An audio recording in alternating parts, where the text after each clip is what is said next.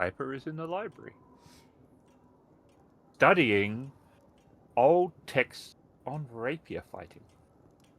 Baba Yaga is practicing expanding her magic capacity, casting a lot of spells really quickly, Okay. and then trying to do more than the last time between each sort of rest.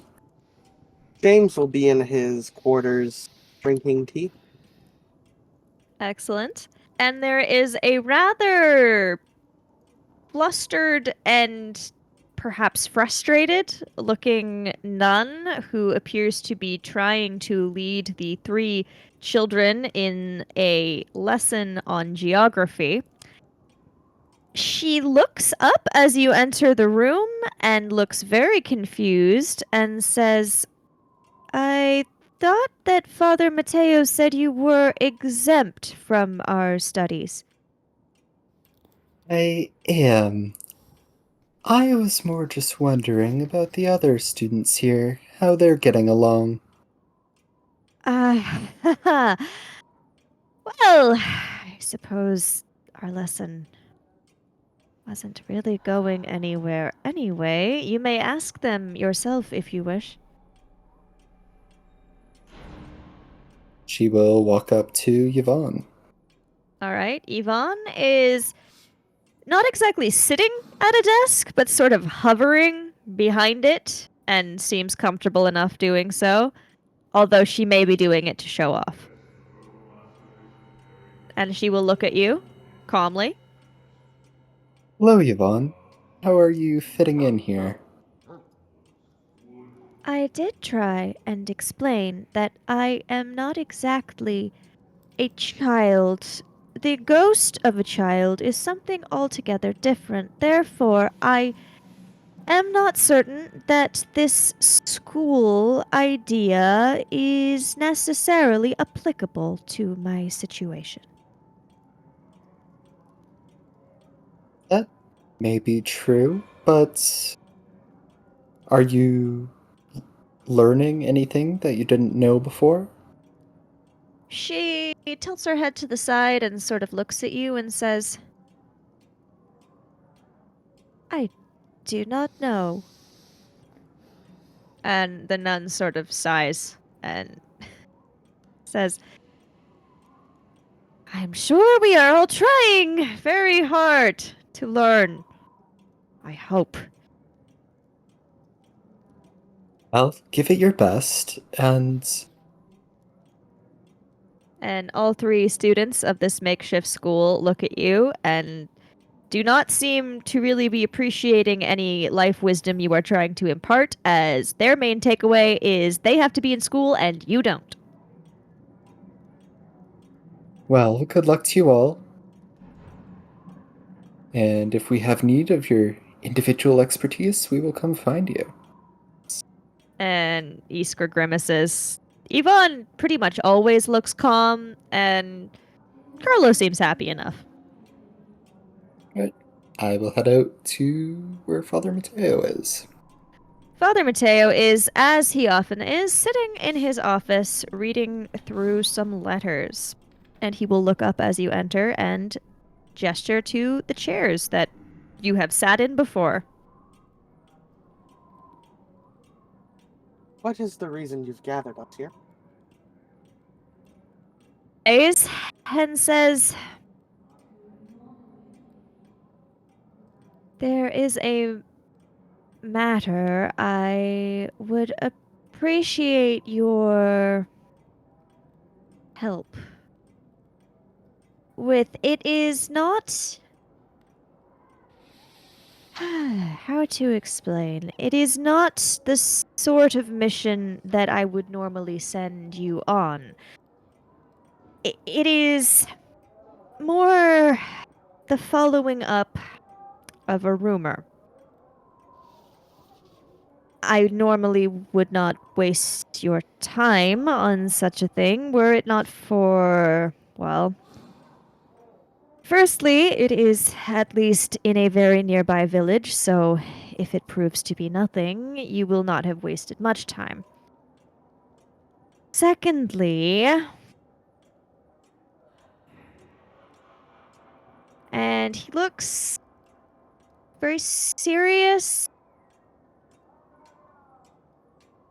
This is something that not everyone in the Order is aware of, and something I believe none of you may have been told before this point. I hardly imagine I need to stress the importance of not telling, I suppose, anyone. As I said, this is something not even everyone in the Order is aware of. If I cannot count on your discretion, I will have to find another person for this task. You're married. And he looks shocked for a moment and then slightly smiles as though you've shocked him into not laughing because he's thinking about something very serious, but you've lightened the mood a little bit. Then he looks to the group as a whole and says, "Truth be told, there is nothing confirmed about anything that I am going to tell you.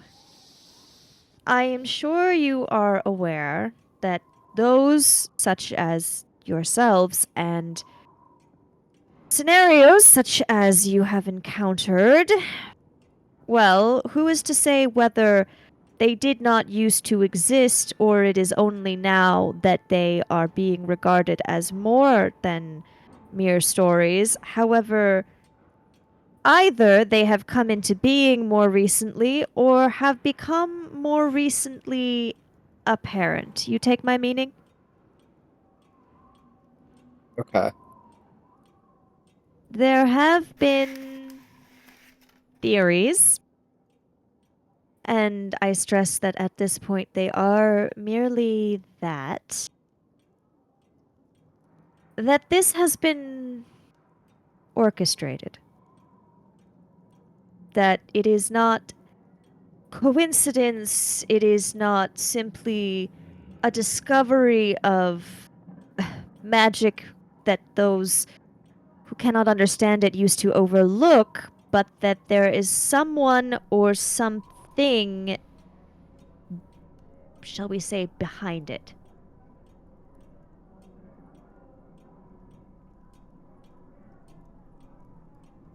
The rumor I would like you to investigate is something that some believe may be tied to whoever or whatever that would be.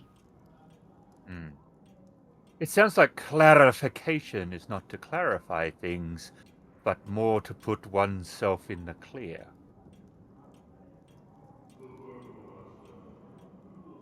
Why is our discretion required? As I told you, these theories are not shared with everyone in the Order. If everyone was aware that some think this is a concerted effort of someone, it could cause panic. And Piper will look at Baba Yaga. What have you done? What have I done? When many things go wrong in this place, the trail of breadcrumbs, sometimes glowing, quite literally end upon your door. I had nothing to do with this, as far as I'm aware. Is this theory or idea one that any of you have come across in your travels? In some of my research into magic, it did mention that there was some sort of, well, it was theorized there could be an origin to it. See, I do not think that is exactly what... And he frowns. However, there are rumors of a storyteller traveling around the countryside, staying in small inns. She is apparently captivating. Her stories are the best that anyone who hears them has ever heard. A rather unusual aspect of her stories, they are about hunters of the Order. Now you have my interest. Your average person does not even know there is such a thing as the Order, let alone know the exploits of its members. She is not someone that we know or have worked with. We do not know where she is getting her information. So there is espionage in the Order. I certainly hope not. That would complicate things immensely. There is an issue, however.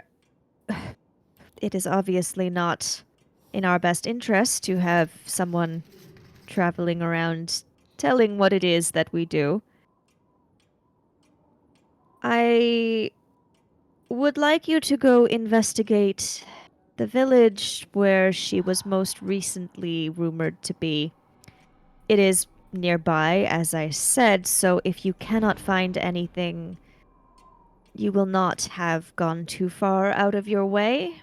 But if we can discover anything about her or anyone or anything she may serve, well, that would not be a bad thing. Very well. I agree. All right, and with Piper's agreement, he looks to the other two. James Baba holds up Yaga his will hat. nod. Excellent. It will not take you long to reach the village. I can offer you little information, I'm afraid, simply that is the village that has come up most recently in regards to this storyteller. We have no particular contacts there, so you may investigate as you see fit. And once we find this teller of stories, what is it we are to do? It is difficult for me to say without knowing her abilities. If it were possible to safely detain her, that would probably be the best outcome we could hope for. We would have questions. If not, I would say simply observe and report back. We do not know what she is capable of. I see. Do you need anything further from me? I would like the kitchen to make more of those cream-filled tarts. They were very Again, good. he smiles. And he says, I will see what we can do. I can think of nothing else at this time. And he nods. And says, thank you for your time. I look forward to hearing what you discover. And Piper will stand and bow and leave the room. Once upon a time, a child saved the world of fairy tales. His reward was a wish. The one who plots in the shadows saw an opportunity to tarnish the child's heart, whispering words of corruption to him. The child asked the king of fairy tales to grant the villains, accursed for centuries, a new life. This was to be their chance for redemption. This was how the villains became good. But any light needs a shadow, and in turn, the heroes became evil. At that moment, all fairy tales were shattered.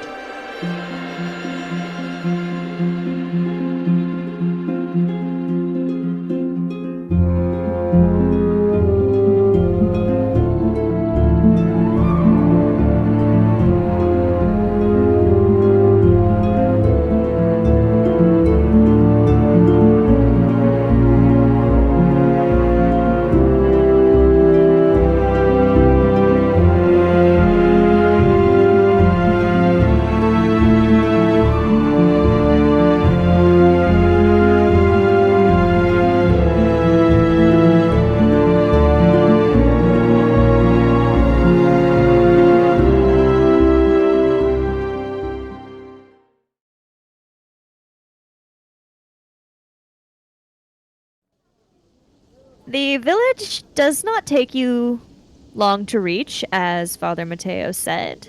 It is small, and nothing about it particularly stands out to you. The streets are largely empty, and those you do see outside clutch coats or shawls tightly around themselves and hurry to reach the warmth of a hearth. Several have entered an inn from whose windows you can see the flicker of firelight. And it is evening. It would be a good idea to find an inn or someplace we could stay. I am so glad that you are here. The mere thought of such a enterprising proposition had completely eluded me. I had planned to stay out here, standing rooted upon this very spot, all night, in indecision. But you, Baba Yaga, have found a way through the mist to the light of clarity. Please lead on. I wish to see where your genius will take us next. That was a performance. I think it's better if we just get rest tonight. The masses have spoken. Baba Yaga, find the inn. Is it right in front of us? Yes. You've been watching people go into it. Baba Yaga points. Excellent. Your eyesight does not deceive you. Piper will if Baba Yaga James will. will enter. The inn is comfortable, if shabby, and has all that those who frequent it seem to require: warmth, food, and ale. It isn't crowded, but some tables are occupied, and the atmosphere is a contented one. A middle-aged couple behind the bar seem to be the proprietors. innkeepers, we do so require lodgings for a couple of nights, if you have it. Aye, we can do that. What brings you to this little hamlet? We are investigators. We are actually traveling to another area. However, this does look so quaint and inviting. And I am, in fact, not too bad, if I might say, of my own talents when it comes to music, if you are in need of a minstrel. And he looks around the inn, which is quiet except for some chatter, and says, "If you'd like to play, you may. I don't see anyone as would stop you." And Piper will play exceptionally well, as he is an exceptional piper. Something happy and festive that makes people raise their glasses or tankards and want more. And the atmosphere goes from sort of quietly contented to much more cheerful and not out of control, raucous joy, but people are definitely more animated. James will go head up to the room, tired of all this bullshit. Ah, I see. All right, James has gone to bed.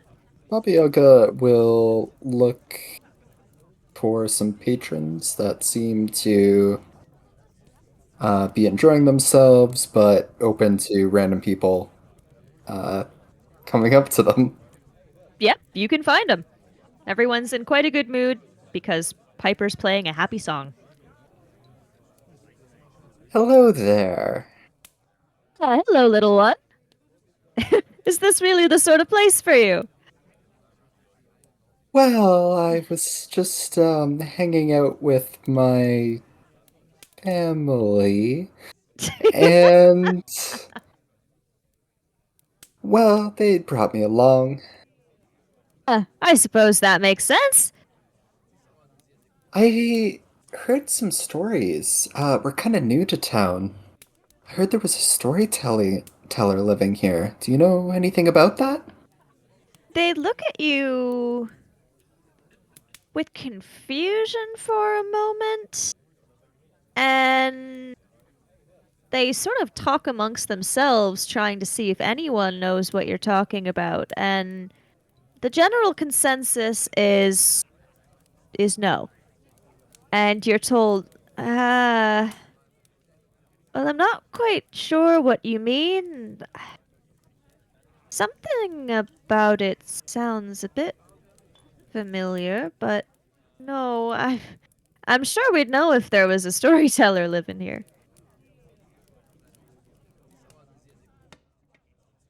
All right, well, I will keep asking around. It seems that the rumors have spread pretty far. I'm surprised that you wouldn't know about them, but that's okay.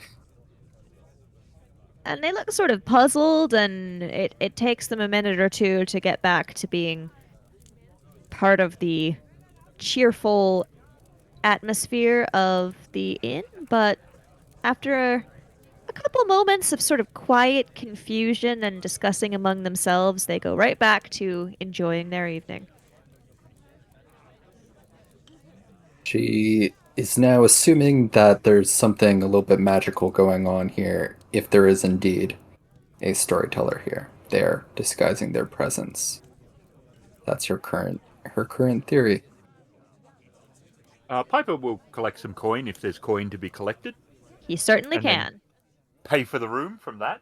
Okay, I like the idea that James just went and got in a room before anyone had paid for it. They know he's good for it. I thought we already paid. It's funny. All right. I Is just gave him everyone a key. is everyone headed to bed? He will find Baba Yaga at some point when there's not tons of people around. And as the evening wears on, people do start to head home. The fire's dying down a little. It's more coal than flame, and people are starting to feel tired. And it's more quiet murmuring than happy chatter around the inn. Magic is more your expertise. My understanding of what I picked up here and there from the happy plebs was they do not remember any storyteller. My original thought was that perhaps there was magic involved where they would remember the story but not the storyteller. But that may not be the case, as none of them that I spoke to at least had any idea of the stories. I had to, of course, be rather vague, which may not have helped to those of limited intellect. However, it does raise the question, is there a teller of stories at all? I was thinking the same thing, although them having a faint idea, faint memory, leads me to believe that there is, and they simply do not remember. But what would be the point of that? When I perform, I expect these happy plebs to remember me and discuss the performance of for years to come. That night when the inn actually came alive and had some colour for once. It is not in my best interest to go somewhere and put on such an act and then not be remembered. What is the point of a teller of stories if the storyteller, and in this case, possibly even the stories themselves, are not remembered? It is to our benefit that they're not remembered, but that is not the point. Perhaps there is something about the stories themselves that caused them to be forgotten. But what would be the point of the story in the first place, Baba Yaga? A story is to impart some form of emotion or information. If it is forgotten, it's like saying nothing at all. Perhaps, but what if the story is layered in magic? Perhaps it is more of a spell than a story. To what end? You are the magician? To what end? You could get someone to do something for you and have them not remember it. Or cause them to do things subconsciously. Did you find any evidence that would possibly lead that theory to fact? I did not. You've been awful quiet, James. Who you look Where around is and do James? not see. Mm-hmm. I think I saw him go up to the room. Interesting. Clearly, he has already come to some conclusion. That he is tired, perhaps. Oh, that is too literal. Too literal. You take the joy out of life, Baba Yaga. You seem to add joy where perhaps there shouldn't be. There should be joy practically everywhere, and I do my best to bring it. Yes, that you do. I made a decent amount of coin tonight. And I've worked, yes, because I've worked out. When we go back, I can tell Mother Felix and so on that here are our expenses and they will pay us for them. Okay. Yes, it is okay.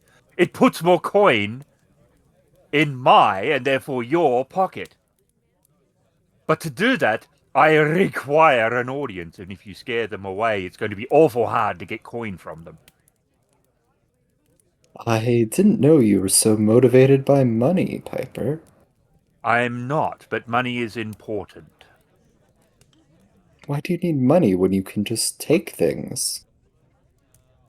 Because it is not always nice to take things. And I need to clean my pipe, and I need to oil my sword. And sometimes you get far more bees with honey than you do by running around causing all sorts of trouble and scaring them away. Bees? Yes, bees. Bees don't like fire. I usually don't scare bees. Although was this one very annoying one back at the church. Although the father said that there was no way that people would know what we do, but that's not entirely true. We have been on several missions now, and there have been people that were aware of the order and were aware of certain aspects, at least, of what we do. He was not very clear, was he, on which hunters the tales had been about, or what escapades had been discussed in detail. I think there's a chance it is our stories. Which could possibly have been that useless fat mare from the first one. It could have been, although I doubt it, but it could have been the nobles from Alice that you're so fond of.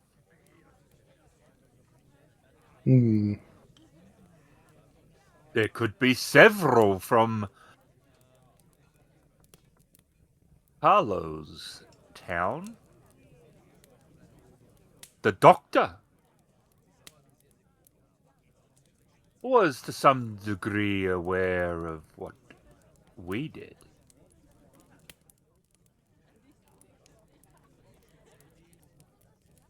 I do not think that this is a workable hypothesis, so to speak.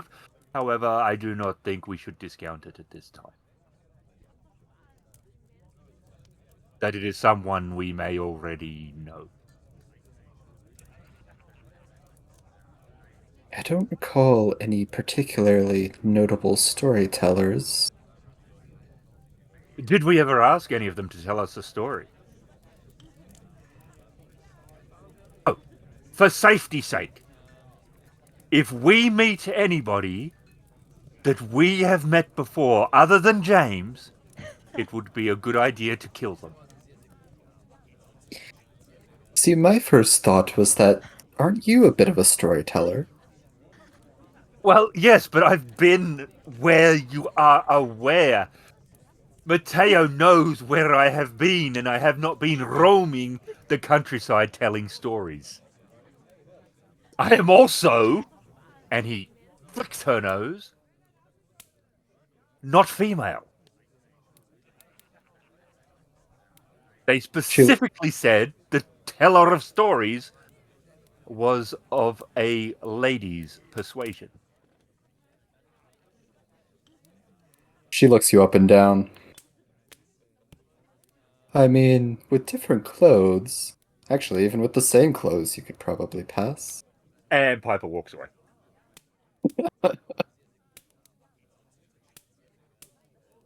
And Emily's like, what have you done to my game? No, it's just they said this would be a good short adventure. You haven't made it to the adventure.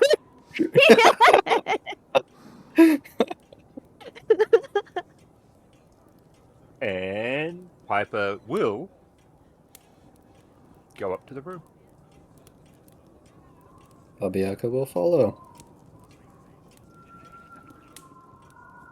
The beds are warm, and you slip into a comfortable sleep. At first. Soon, dreams of twisting shadows and drifts of smoke fill your mind as you toss and turn. Then, haze and shadow seem to solidify, and before you, you see a scene begin to unfold. A woman stands before an audience who stare at her enraptured. She is tall and graceful, dressed in draping red silk, with a gauzy red veil covering most of her face. She regards her audience for a moment with twinkling dark eyes, then shifts her posture. Her rapt audience is so quiet that you can hear the soft jingle of her jewelry as she moves, raising her arms to those gathered before her before she begins to speak. Good evening, my dear hosts. My name is Sherazad, and I am a weaver of tales. My words will take you to incredible worlds and follow the feats of brave hunters. At this, she pauses to look at the three of you, although her audience does not seem to notice the interruption. You cannot be certain, but you think she is smiling at you from beneath her veil. She continues. Yes, the feats of brave hunters. However, this story is not like the others, and these feats are not just imaginary. Will our heroes succeed in their quest? Or will they perish, disappearing forever from the memory of time? As she finishes speaking, the scene before you fades, and you awaken. Briefly relieved that it was just a strange dream, you suddenly hear the same voice seeming to emanate from all around you. Our story begins with a rude awakening. Our heroes find themselves in a strange inn, which is certainly not where they fell asleep last night. However, there is no time for questions now, as the story must continue. The voice fades away, but leaves you feeling that Sherazad and her audience are still with you somehow, observing. And Sherazad was right. Before you have time to come to terms with your situation, the door of the room is violently thrown open, and a man in a soldier's uniform enters abruptly. You have been summoned by the king and queen. Walk over to the soldier. Lead on, sir, at your leisure. And he frowns a little and he leads you out the door of an inn which looks nothing like the one you fell asleep in tonight or the night before. You are no longer quite sure. Stepping out of the inn, you at first think it must be evening, as everything is covered in a reddish glow. However, the sun is high in the sky, although red and menacing looking. No one is out in the streets.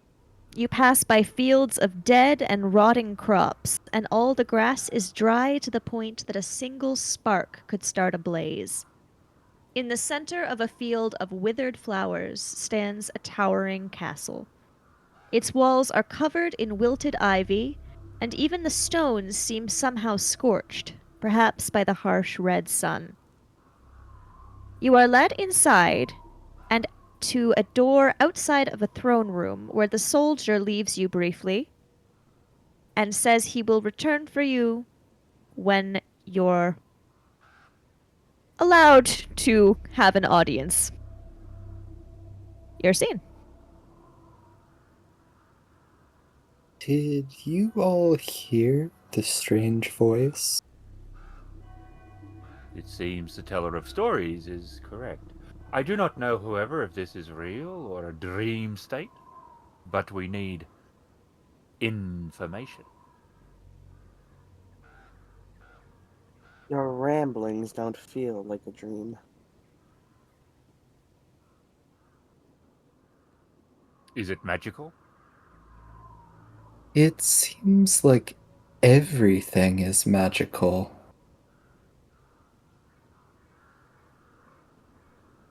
Not exactly unsurprising, but surprisingly unuseful. Unhelpful. I may be able to determine what things within the magic have magical properties, but there's a baseline magical aura around everything. Uncompromising. At this point, the door to the throne room opens, the soldier reappears and ushers you inside. No, uninspiring. Very well. He will enter.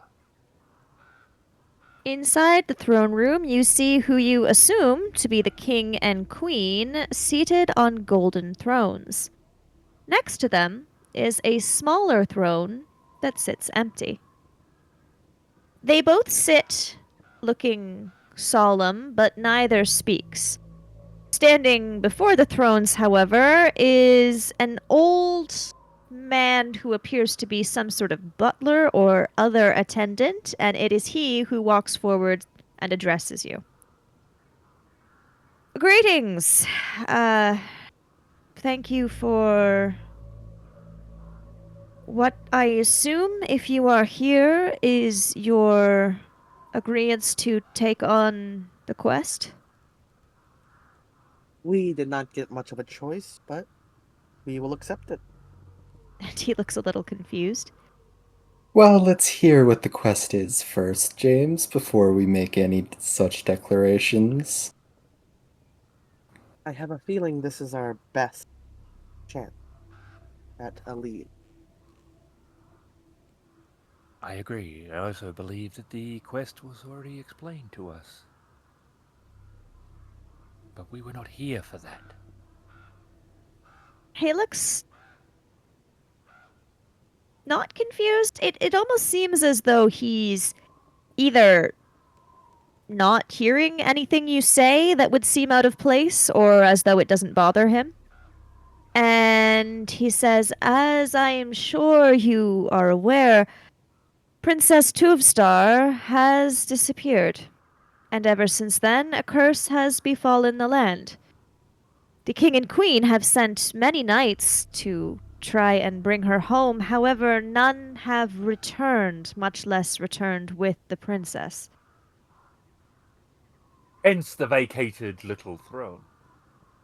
Some of the villagers said that they saw the princess enter into the forest riding on the back of a moose.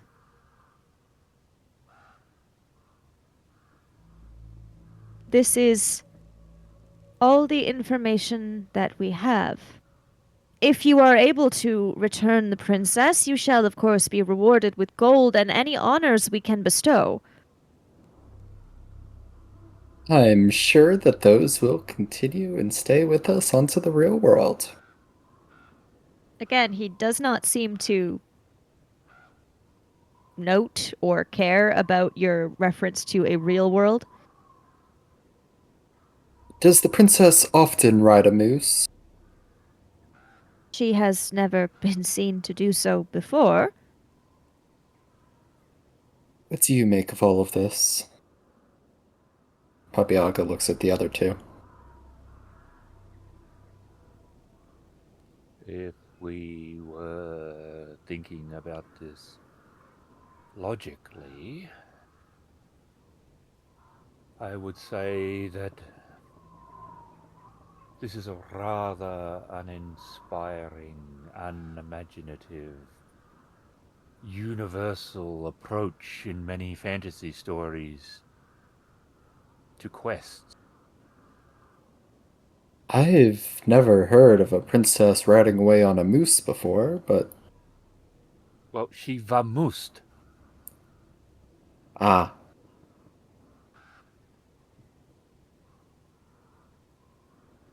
But the structure of the story is more what I was referring to. The quest for the Grail, the missing princess. You think we're in a story? Yes.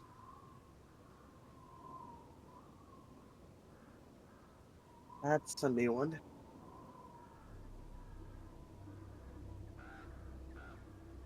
In fact, I believe the silence from the king and queen is because they have no lines, and the individual that is standing before us, they deliver nothing but exposition and have no other function than that. No personality. They react poorly to anything that is outside the lines that they have been given. A construct, if you will. You take this quest. Haha! You see? In fact, yes, good sir, we will readily accept thy quest. And as soon as you say so, he lowers his voice, so presumably the king and queen may not hear, and says, I am pleased to hear it. However, if that is the case, I would speak with you out of earshot of my liege and his lady. Is the princess already dead? I do not believe so. Just making sure. I've been wrong before on how dark things can get. Yeah, he killed it now. And he will lead you back outside of the door to the throne room if you will follow. Piper does. All right. And once the door is closed behind him and there is no chance that the king and queen could overhear, still with a lowered voice, he will say, what the king and queen wish done is the return of their daughter. This, I understand, is the quest you are given. However, this kingdom is dying. The curse began when the princess vanished, and some believe that she may be its cause. You may, if saving the kingdom is what you truly wish, be required to commit an extreme act to save it. Perhaps even kill the princess if that is what it takes. Is this fact based on theory or theory based on fact? There is little fact that we know as of yet. However, I would ask that if it comes down to it, I have no wish for the princess to lose her life, but If it comes to a choice between her and the entire kingdom, I would ask that you think of all those who live here. Was the curse there from the moment she was born? From the moment she disappeared. Right. So why do you think that bringing her back to the castle that surrounds us will not lift the curse and bring sunshine and happiness to all? I would be very pleased if that were the case. But you don't think it will? I could not say. Who's next in line for the throne if the princess is not returned? The king and queen have no other children. I do not know. Could it be perhaps that the princess was keeping this curse at bay, and now that she's gone, it has arrived? I do not know. Please be cautious. Caution is one of my middle names. And he will turn and head back into the throne room to continue serving the king and queen. And you are left in the foyer of a castle. I agree with your assumption that this is a story. And it stands to reason if we want to escape the story, we need to follow it to its conclusion. And then what happens? We succeed, we win. We revel, we get money. Does this bring us any closer to the teller of stories? I believe that the teller is listening to everything that we say. Is the teller of stories the missing princess? I don't see why that would be the case, but I suppose it's possible. And why are you asking us? We are here with you. Well, who else am I going to ask? Am I going to ask that man in there with the long beard? Excuse me, sir. Is the princess a teller of stories that has created your realm that is completely fake? I'm not sure he's going to answer. He may not even hear us when we talk of such things. Well, you just said the storyteller could hear us, so ask them. If they control the story, there's some way to give us a sign. Oh, great teller of stories! Hear our voice! Nothing happens. Shall we locate the missing princess? That's our only lead. And Piper goes in search of a forest. And if you leave the castle, you can see that beyond it, continuing on in the direction you walked already from the inn to the castle, is a large forest. Convenient. As you make your way to the forest, you once again hear Shahrazad's voice as though from far away, but all around you. And so the hunters begin their search for the kingdom's lost princess. They journey to the great forest, an area now shrouded in perpetual twilight darkness. Unlike the silent village of dry, dead crops and flowers, this forest has life. But that is not to say it is untouched by the curse. The creatures of the woods have gone mad, corrupted by whispers in the grass. Mesmerized by the moon's reflections, they drink poisonous sap and eat their own young.